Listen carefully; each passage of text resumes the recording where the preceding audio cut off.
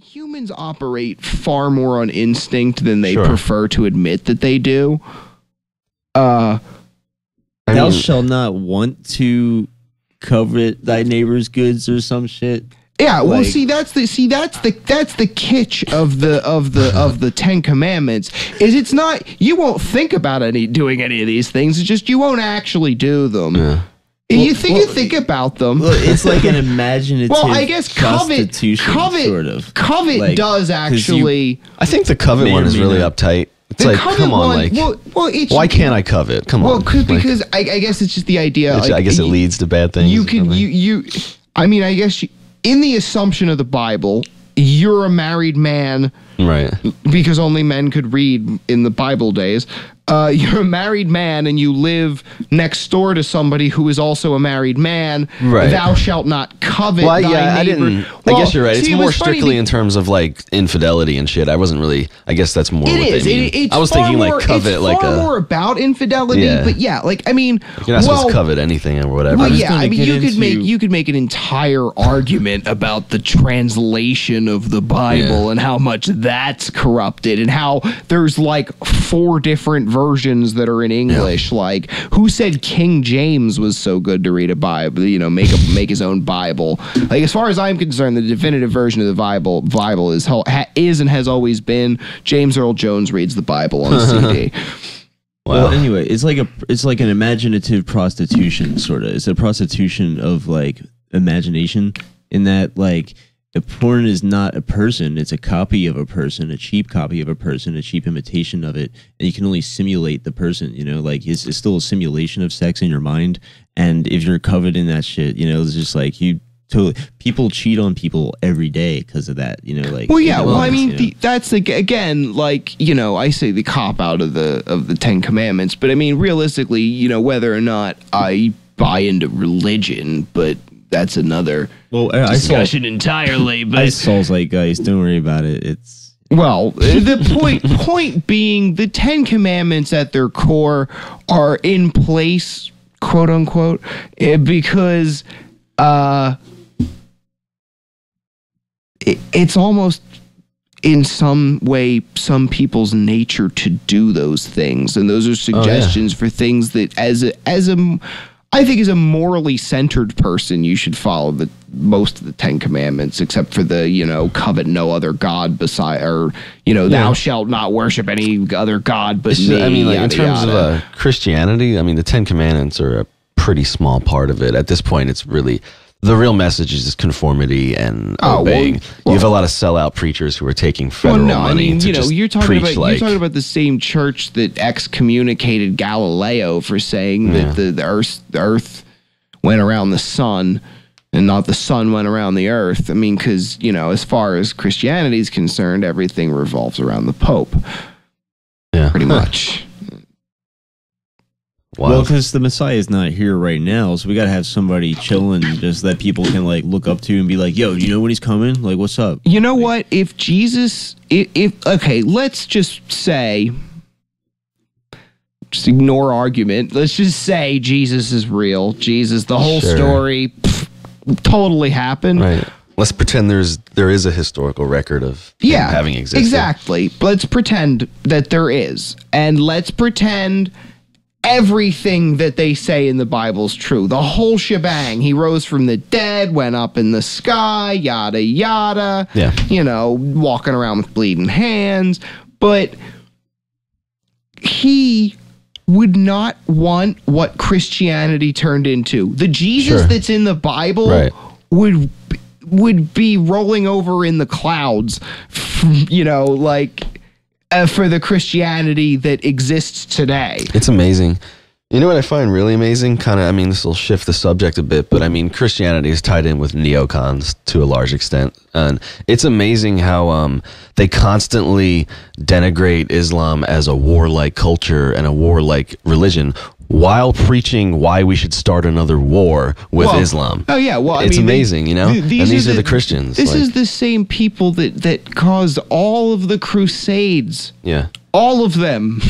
There's like 10 of those sons of bitches. And that's really, I mean, something that we can really definitively stand against at Save the World Radio is talking out of two sides of your fucking mouth. Like, tired of hypocrisy, and I'm tired of double speak from people. Well, yeah, I mean, and you want to, some people say that harping on history is pointless, but the Catholic Church, historically speaking, is probably the absolute most warlike, sure, and violent religious sect to possibly ever exist.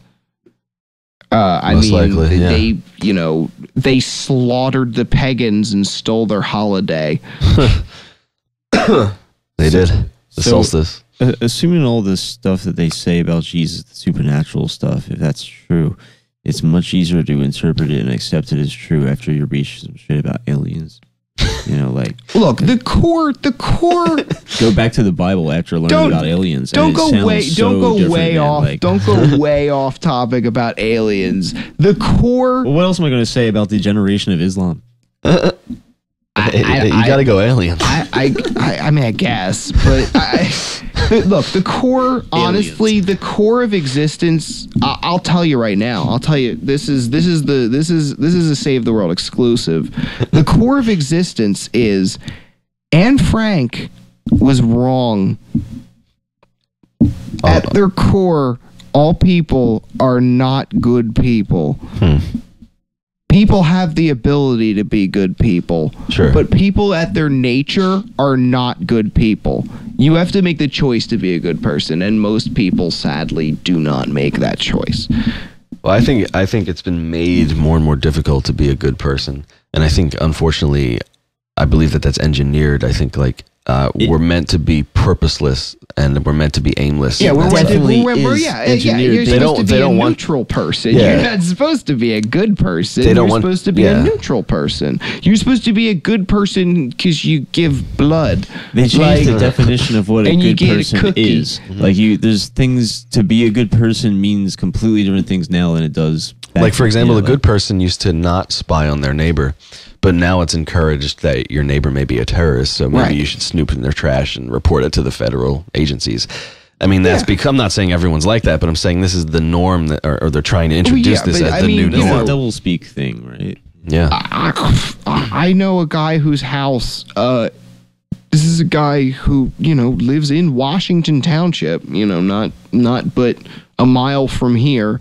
And, his house has big signs out front. The premises of this home is, monitored by video camera. He's got video. Right. He's got security. And this is not some really nice house. This is like a normal split level, little house in Heritage Valley, modest picket white fence.